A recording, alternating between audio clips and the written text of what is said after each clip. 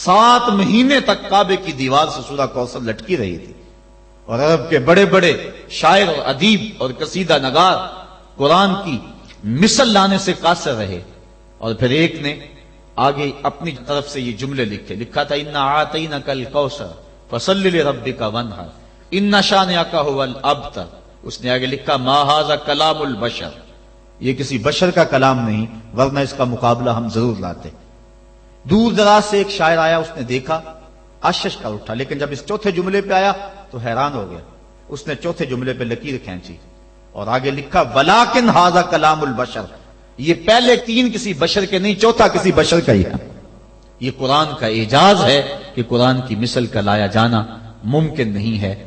قرآن کی اخبار و اخبار غیبیہ، قرآن نے جو کہا اس کی صداقتیں حرف بحرف ثابت ہو رہی ہیں۔ بلکہ اس دور میں اللہ تعالیٰ نے قرآن مجید میں ارشاد فرمایا تحویل قبلہ کے متعلق، سَيَقُولُ السُّفَهَاءُ مِنَ النَّاسِ مَا وَلَّاهُمْ عَنْ قِبْلَتِهِمُ الَّتِي كَانُوا عَلَيْهَا، ان قریب بے وقوف کہیں گے کہ تمہیں قبلے سے کس نے پھیر دیا۔ یہ قرآن نے خبر دی، اور یہ اعتراض یہودیوں نے اٹھانا تھا۔ اب قرآن نے کہا ان قریب بے وقوف کہیں گے کہ تمہیں قبلے سے کس نے پھیر دیا۔ پہلے بیت المقدس کی طرف منہ کر کے نماز پڑھتے تھے، اب کعبۃ اللہ کی طرف منہ کر کے نماز پڑھتے ہو، تو کس نے پھیرا، کیوں تم اس سے پھر گئے، یہ اعتراض کریں گے۔ یہ اللہ تعالیٰ نے قرآن مجید میں بیان فرمایا۔ اب انہوں نے ابھی اعتراض کیا نہیں، ابھی اعتراض کریں گے۔ قرآن نے پہلے بیان کر دیا، اور یہودی اسلام کی مخالفت میں ایڑی چوٹی کا زور لگاتے تھے اور کوشش کرتے تھے کوئی موقع خالی نہ جائے۔ اب یہ ان کے لیے موقع تھا۔ قرآن نے کہا تھا ان قریب کہیں گے بے وقوف کہ تمہیں قبلے سے کس نے پھیرا، تو یہ کس نے کہنا تھا؟ یہودیوں نے کہنا تھا، یہودی کہتے ہی نہ۔ ان کے دل میں اعتراض آتا بھی تو زبان پہ نہ لاتے، اور پھر کہتے لوگ، قرآن نے تو کہا تھا کہ لوگ کہیں گے، ہم نہیں کہہ رہے، لہذا قرآن کی بات غلط ہو گئی۔ ایسا ہو سکتا تھا۔ اور پھر یہ نہیں کہ اس کا جواب یہ دے دیا جاتا تم نہیں کہو گے تو کل آنے والی صدیوں میں لوگ کہیں گے۔ لفظ ہیں سَيَقُولُ السُّفَهَاءُ، سین اور صوفہ یہ مستقبل قریب کے لیے آتے ہیں۔ یہ نہیں ہے کہ دور جا کے کہیں گے، ان قریب کہیں گے۔ سَيَقُولُ، ان قریب کہیں گے، تو وہ اگر نہ کہتے، رک جاتے اور پھر کہتے، یہ دیکھو قرآن نے کہا کہ ان قریب کہیں گے، اب کون کہہ رہا ہے؟ کہنا تو انہوں نے نہیں تھا، تو اپنی زبان کو روک لیتے، لیکن روک نہیں سکے۔ یہ قرآن کی صداقت ہے، جو انہوں نے کہنا تھا قرآن نے پہلے ہی بیان کر دیا۔ اور ایک آج بھی بات ہے، اللہ تعالیٰ نے یہودیوں کے بارے میں قرآن میں بیان فرمایا کہ یہ بڑی باتیں کرتے ہیں، لیکن قرآن کہتا ہے کہ یہ موت کی آرزو نہیں کر سکتے۔ وَلَن يَتَمَنَّوْهُ أَبَدًا، آج ہی نہیں، کل ہی نہیں، کبھی بھی قیامت تک یہ موت کی آرزو نہیں کر سکتے۔ آج اسلام کو جھٹلانے کے لیے کتنی کوششیں ہو رہی ہیں، اور اسلام کی تکذیب کرنے کے لیے اور مسلمانوں کو مٹانے کے لیے کیا کچھ ہو رہا ہے۔ قرآن مجید کی آیت ان کو بھی نظر آتی ہے، تو وہ تمنا کر لیں کسی فورم پہ آ کے کہ قرآن تو کہتا ہے یہودی موت کی آرزو نہیں کر سکتے، ہمیں موت کی تمنا ہے، ہم مرنا چاہتے ہیں، ہمارے دل میں امنگ ہے مرنے کی۔ وہ کسی فورم پہ آ کے یہ بات کہیں اور کہیں کہ دیکھو قرآن نے تو کہا تھا کہ تم کبھی آرزو نہیں کر سکتے، ہم تو آرزو کر رہے ہیں، لیکن نہ انہیں کل اس بات کی توفیق ہوئی تھی جو قرآن نے سَيَقُولُ السُّفَهَاء کے اندر کہا، اور نہ قیامت کے اندر اس بات کی توفیق ہو سکتی ہے۔ یہ قرآن کی صداقت ہے، قرآن کی صداقتوں کا منہ بولتا ہوا ثبوت ہے کہ قیامت تک قرآن کی صداقتوں کا سورج چمکتا رہے گا، اور اس سورج کو کوئی بھی گدلا نہیں سکتا، دھندلا نہیں سکتا، اس کی روشنی کو کوئی مات نہیں کر سکتا۔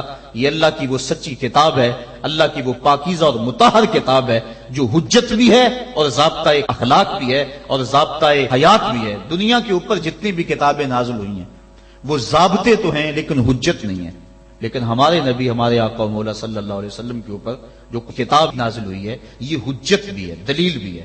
حضور کا سب سے بڑا معجزہ جو حضور کو عطا کیا گیا وہ قرآن مجید ہے۔ ایک ضابطہ ذہن میں رکھ لیں پھر بات آگے چلے۔ ہر نبی کو جو معجزہ عطا کیا جاتا رہا ہے، عادت باری تعالیٰ اس طرح رہی ہے کہ اس دور کے مطابق عطا کیا جاتا رہا ہے۔ مثال کے طور پہ حضرت داؤد علیہ السلام کے دور میں لوہے کی صنعت عروج پہ تھی، لوگ لوہے کا کام کرتے تھے، زرہیں بناتے تھے، لوہے کو گرم کر کے، نرم کر کے، ڈال کے کوئی شکل دیتے۔ تو اس دور میں اللہ کے نبی کو جو معجزہ دیا گیا اسی قبیل کا دیا گیا کہ وہ لوہے کو ہاتھ میں لیتے، موم کی طرح نرم ہو جاتا۔ لوگوں کو تو گرم کر کے نرم کرنا پڑتا، اللہ کا نبی یوں ہی اس کو نرم فرما لیتا۔ تو یہ چیز بطور معجزہ عطا کر دی گئی۔ حضرت یوسف علیہ السلام کے دور میں حسن کا چراغ گلی گلی جل رہا تھا، اللہ نے اپنے نبی کو معجزہ حسن عطا فرمایا۔ حضرت موسیٰ علیہ السلام کا دور دیکھیے، جادوگری کا فن عروج پہ تھا، نقطہ کمال پہ تھا، گھر گھر جادوگر پائے جاتے تھے۔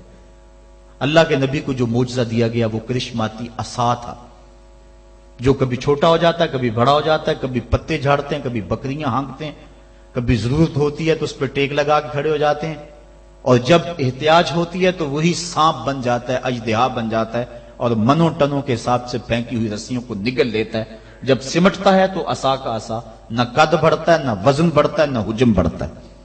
تو چونکہ جادوگری کا دور تھا، جو معجزہ دیا گیا وہ جادوگروں کے فخر کو توڑتا دکھائی دے رہا ہے۔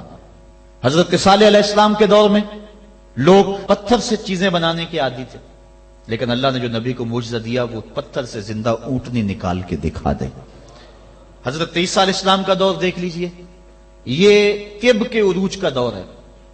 طب یونانی نے درجہ کمال حاصل کر لیا، ہر مرض کی تدبیر، تشخیص، علاج، معالجہ دریافت کر لیا گیا تھا، لیکن 3 امراض کا ان کے پاس علاج نہیں تھا۔ مادرزاد اندھے کی آنکھوں میں روشنی نہیں بھر سکتے تھے، کوڑی کے جسم کو شفا نہیں دے سکتے تھے، تیسرا ان کے پاس موت کا علاج نہیں تھا۔ اللہ نے اپنے نبی حضرت عیسیٰ علیہ السلام کے ہاتھوں میں یہ تینوں علاج رکھ دیے۔ وہ مادرزاد اندھے کی آنکھوں پہ ہاتھ رکھتے ہیں، اس میں روشنی آ جاتی ہے، کوڑی کے جسم کو ہاتھ پھیرتے ہیں، اس کو شفا مل جاتی ہے، اور مردے کو ٹھوکر مارتے ہیں، وہ اٹھ کے باتیں کرنے لگ جاتا ہے۔ ہر نبی کو جو معجزہ دیا گیا اس دور کے مطابق دیا گیا۔ اور جب میرے اور آپ کے آقا و مولا آئے، یہ زبان و بیان کا دور تھا، گھر گھر شاعر اور ادیب تھے، لوگوں کو اپنی زبان پہ، بیان پہ ناز تھا۔ جو سب سے بڑا معجزہ جو حضور کو دیا گیا وہ معجزہ قرآن دیا گیا، اور پھر اس کی حفاظت اللہ نے اپنے ذمہ کرم پہ لی۔ باقی کتابیں بھی تو اللہ کی تھی، لیکن ان کی حفاظت اللہ نے اپنے ذمہ کرم پہ نہیں لی، اس لیے کہ ان کتابوں کے بعد نئی کتاب نے آنا تھا۔ اگر ان میں تحریف راپ آ جاتی ہے، ان میں کمی بیشی ہو جاتی ہے، تو نئی کتاب آ کے اس خلا کو پورا کر دے گی۔ اس لیے حضور علیہ الصلوۃ والسلام کے سینے پہ اترنے والی کتاب قرآن مجید کی حفاظت اس نے اپنے ذمہ کرم پہ لی، کہ اس کے بعد کوئی کتاب نہیں آئے گی، لہذا اس کے احکام غیر متبدل ہوں گے۔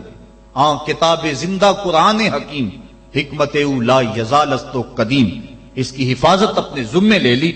قیامت تک آنے والی نسلوں کے دکھوں کا مداوع اس ایک کتاب قرآن مجید کے اندر رکھ دیا، اور اس کتاب سے وابستہ ہونے والا، اس سے روشنی اور نور لینے والا محروم نہیں رہ سکتا ہے۔ یہ قرآن اللہ کا پیغام ہے جو امت کے نام مصطفیٰ کی وساطت سے دیا گیا ہے۔ اللہ تعالیٰ گفتگو فرماتا ہے لوگوں سے کلام مجید کے پردے میں، بلکہ حضور نے ارشاد فرمایا تم میں سے اگر کسی کا اللہ سے باتیں کرنے کو جی چاہے تو وہ قرآن کھول کے بیٹھ جائے۔ قرآن اللہ سے ہم کلام ہونا ہے، اللہ سے سرگوشیاں کرنا ہے، اللہ سے باتیں کرنا ہے۔ کاش ہم قرآن مجید کے مفہوم کو اور قرآن مجید کے معانی و مطالب کو سمجھ کے اس کو پڑھنے کی کوشش کریں۔ آج اس امت کا المیہ یہی ہے کہ اس نے قرآن مجید کو چھوڑ دیا ہوا ہے۔ ہم نے بطور رسم قرآن مجید کو اپنایا ہے، رسم کے طور پر پڑھتے ہیں، لیکن اس کو جس مقصد کے لیے نازل کیا گیا تھا وہ مقصد ہمیں حاصل نہیں ہے۔ میں آپ سے ایک سادہ سا سوال کرنا چاہوں گا۔ آپ کا بچہ انگلش میڈیم سکول میں پڑھتا ہو، آپ 2 4 5 10 ماہ کے بعد اس کا اختبار کریں، امتحان لیں اس کا، وہ انگلش فر بولتا ہو، لہجہ بھی ٹھیک ہو، سپیلنگ بھی اسے آتے ہو، لیکن آپ دیکھیں کہ اس کو معنی و مطالب سے آگہی نہیں ہے، تو آپ پوچھیں کہ بیٹا اس کا ترجمہ کیا ہے، تو وہ کہے کہ ٹرانسلیشن تو کرائی نہیں جاتی وہاں۔ تو آپ ایسے سکول میں اپنے بچے کو پڑھانا گوارا کریں گے جہاں لفظ سکھائے جاتے ہو، مفہوم نہ بتایا جاتا ہو، جہاں الفاظ تو پڑھائے جاتے ہو، ریڈنگ تو کروائی جاتی ہو لیکن ٹرانسلیشن نہ کروائی جاتی ہو؟ آپ کہیں گے خاک پڑا، لفظ فرفر بولتا ہے، معنی و مطالب نہیں جانتا۔ لیکن افسوس ہم قرآن مجید کی تلاوت پہ ہی مطمئن ہو جاتے ہیں، اس کی ریڈنگ کو ہی کافی سمجھ لیتے ہیں، اور اس کے مفہوم کیا ہیں، مطالب کیا ہیں، مالک کا پیغام ہمارے نام کیا ہے، ہم اس کو سمجھنے کی زحمت گوارا نہیں کرتے۔ اور بسا اوقات ہوتا ہے کہ قاری قرآن تلاوت کر رہا ہے اور سننے والے جھوم رہے ہیں، سبحان اللہ پکار رہے ہیں، اور وہ ان آیات پر مشتمل تلاوت کر رہا ہے جن میں عذابوں کا تذکرہ موجود ہے۔